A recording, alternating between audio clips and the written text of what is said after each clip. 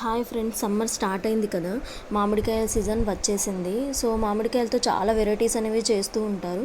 So నేను ఈరోజు వచ్చేసి నోరూరించే రోటి పచ్చడి మ్యాంగోతో ఎలా చేయాలో ఈ వీడియోలో చూపిస్తున్నాను. దీనికి వచ్చేసి ఇంగ్రీడియంట్స్ అన్నీ డిస్ప్లే పైన ప్లే అవుతున్నాయి, చూడండి.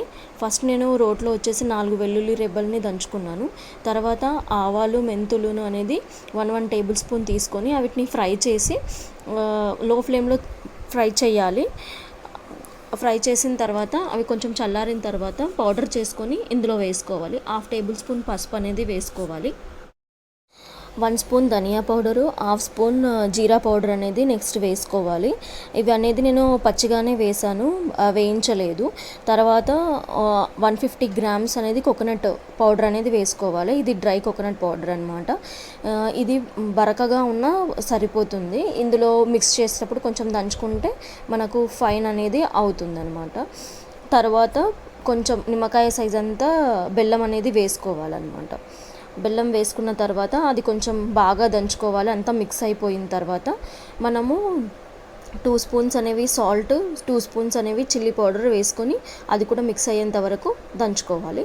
తర్వాత 250 గ్రామ్స్ మామిడికాయ పీసెస్ని సన్నగా తరిగి పెట్టుకొని వేసుకోవాలి, ఈ వీడియోలో చూపించినట్టు.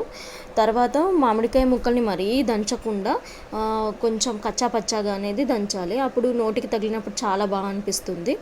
మామిడికాయ ముక్కలు అనేవి మనము పేస్ట్ మొత్తము పట్టేంత వరకు మంచిగా దంచుకోవాలి. ఇది 5 to 10 మినిట్స్ అనేది టైం పడుతుంది.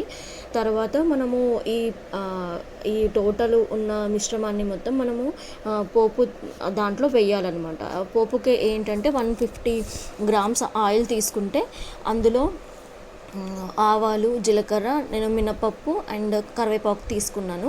ఇవి వేయించుకున్న తర్వాత చల్లారిపోవాలి. ఈ ఆయిల్ మొత్తం చల్లారిన తర్వాత టోటల్గా ఈ రోటి పచ్చడి అనేది అందులో వేసుకోవాలి.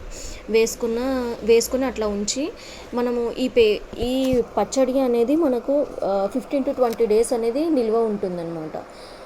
సో మీరు కూడా ట్రై చేసి నాకు కామెంట్ చేయండి, చాలా బాగుంటుంది. మేము ఇది ఒక 5 to 10 ఇయర్స్ నుంచి చేస్తున్నాం అనమాట. ఇది మా అమ్మమ్మ చెప్పిన రెసిపీ అనమాట, ఓల్డ్ రెసిపీ.